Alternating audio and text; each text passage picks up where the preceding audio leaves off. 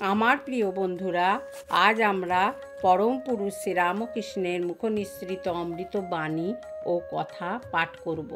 যদি আপনাদের ভালো লাগে তবে একটা লাইক, কমেন্ট ও সাবস্ক্রাইব করে দেবেন। অনন্তর শুভ দিনের উদয় জানিয়া শ্রীমৎ তোতা ঠাকুরকে পিতৃপুরুষগণের তৃপ্তির জন্যে সাধ্যাদি ক্রিয়া সম্পূর্ণ করিতে আদেশ করিলেন এবং ওই কার্য সমাধা হইলে শিষ্যের নিজ আত্মার তৃপ্তির জন্যে যথাবিধানে পিণ্ডদান করাইলেন। সাধ্যাদি শেষে তিনি পঞ্চবটিস্থ নিজ সাধন কুটিরে গুরু নির্দিষ্ট দ্রব্য সকল আহরণ করিয়া সানন্দে শুভ মুহূর্তের প্রতীক্ষা করিতে লাগিলেন। অনন্তর রাত্রি অবসানে শুভ ব্রাহ্ম মুহূর্তের উদয় হইলে গুরু ও শিষ্য উভয় কুটিরে সমাগত হইলেন। গুরু মন্ত্রপাঠে পবিত্র হইলেন। শিষ্য অবহিত চিত্তে তাহাকে অনুসরণপূর্বক সেই সকল কথা উচ্চারণ করিয়া সমৃদ্ধ হুতাসনে আহুতি প্রদান করিতে লাগিলেন।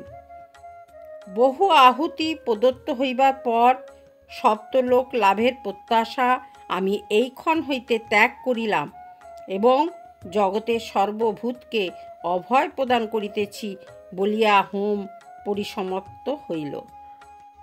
অনন্তর শিখাসূত্র যথাবিধানে আহুতি দিয়া আবহমান কাল হইতে গুরু প্রদত্ত কৌপিন কাঁসায় ও নামে ভূষিত হইয়া ঠাকুর শ্রীমৎ তোতার নিকট উপদেশ গ্রহণের জন্যে উপবিষ্ট হইলেন। অনন্তর ব্রহ্মজ্ঞ তোতা ঠাকুরকে বেদান্ত প্রসিদ্ধ নেতি নেতি উপায় অবলম্বনপূর্বক ব্রহ্মস্বরূপে অবস্থানের জন্যে উৎসাহিত করিতে লাগিলেন। বলিলেন, নিত্য শুদ্ধ বুদ্ধ মুক্ত স্বভাব, একমাত্র ব্রহ্মবস্তুই নিত্য সত্য। অঘটন ঘটন পটীয়সী মায়া নিজ প্রভাবে তাহাকে নামরূপের দ্বারা খণ্ডিতবৎ প্রতীত করাইলে তিনিও বাস্তবিক ঐরূপ নহেন। কারণ সমাধিকালে মায়াজনিত দেশকাল বা নামরূপের বিন্দুমাত্র উপলব্ধি হয় না। অতএব নামরূপের সীমার মধ্যে যাহা কিছু অবস্থিত তাহা কখনো নিত্যবস্তু হইতে পারে না। নামরূপের দৃঢ় পিঞ্জর সিংহ বিক্রমে ভেদ করিয়া নির্গত হও, আপনাতে অবস্থিত আত্মতত্ত্বের অন্বেষণে ডুবিয়া যাও। সমাধি সহায়ে তাহাতে অবস্থান করো, দেখিবে নামরূপ জগৎ তখন কোথায় লুপ্ত হইবে।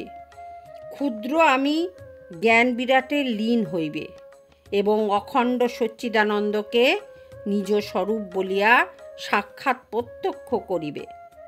ঠাকুর বলিতেন, দীক্ষা প্রদান করিয়া ন্যাংটা নানা সিদ্ধান্ত বাক্যের উপদেশ করিতে লাগিল এবং মনকে সর্বতোভাবে নির্বিকল্প করিয়া আত্মধ্যানে নিমগ্ন হইয়া যাইতে বলিল। আমার কিন্তু এমন হইল যে ধ্যান করিতে বসিয়া চেষ্টা করিয়া মনকে নির্বিকল্প করিতে বা নামরূপের গণ্ডি ছাড়াইতে পারিলাম না।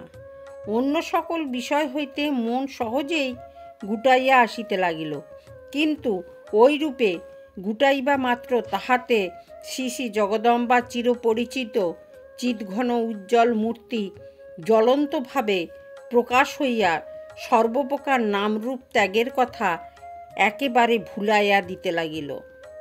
সিদ্ধান্ত বাক্য সকল শ্রবণপূর্বক ধ্যানে বসিয়া যখন ঐরূপ হইতে লাগিল, তখন নির্বিকল্প সমাধি সম্বন্ধে এক প্রকার নিরাশ হইলাম এবং ন্যাংটাকে বলিলাম, হইল না, মনকে সম্পূর্ণ নির্বিকল্প করিয়া আত্মধ্যানে মগ্ন হইতে পারিলাম না।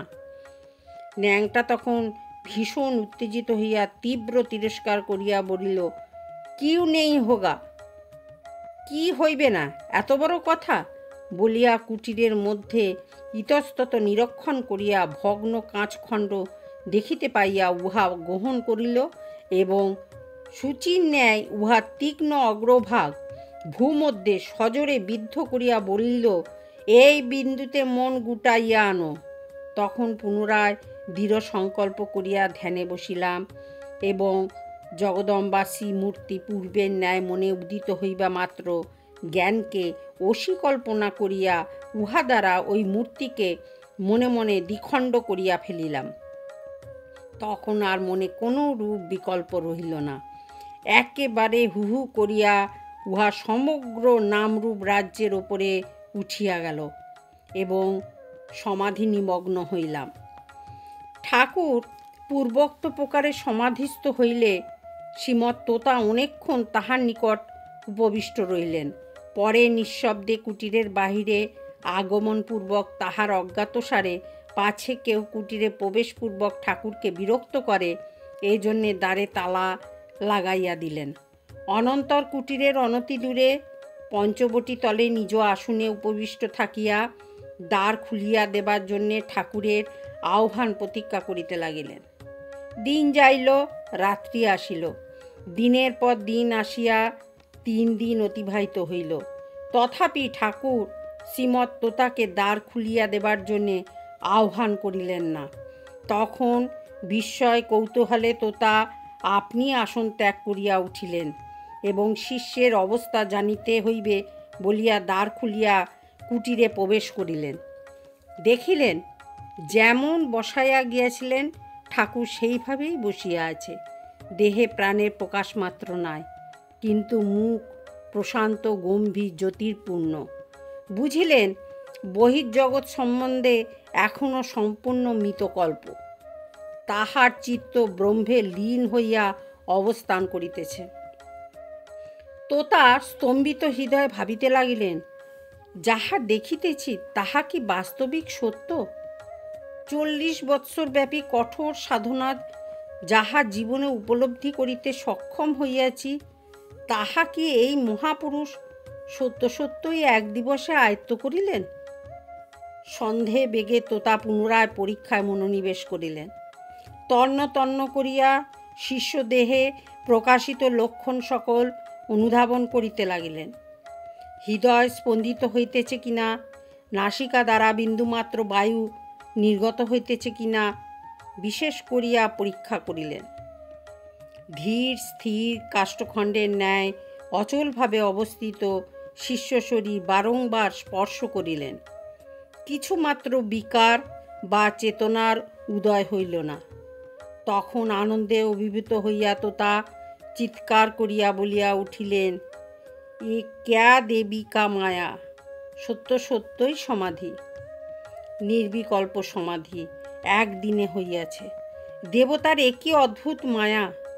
অনন্তর সমাধি হইতে শিষ্যকে তুলিবেন বলিয়া তোতা প্রক্রিয়া আরম্ভ করিলেন এবং হরি ওম মন্ত্রে সুগভীর আরাবে পঞ্চবটীর স্থল জল বোম পূর্ণ হইয়া উঠিল। ধীরে ধীরে নির্বিকল্প সমাধিমগ্ন শিষ্যের মন অদ্বৈত ভূমি হইতে ভাবরাজ্যে চেতন ভূমিতে নামিয়া আসিল। আনন্দে উদ্বেলিত অন্তরে শিষ্য ব্রহ্মজ্ঞ গুরুর পাদপদ্ম বন্দনা করিলেন। বন্ধুরা, আজ এই পর্যন্ত। আবার আমরা আগামীকাল পড়ব। আপনারা শুনবেন, কিন্তু খুব ভালো লাগবে, মন প্রাণ আনন্দে পরিপূর্ণ হয়ে যাবে। জয় ঠাকুর, জয় মা, জয় স্বামীজি।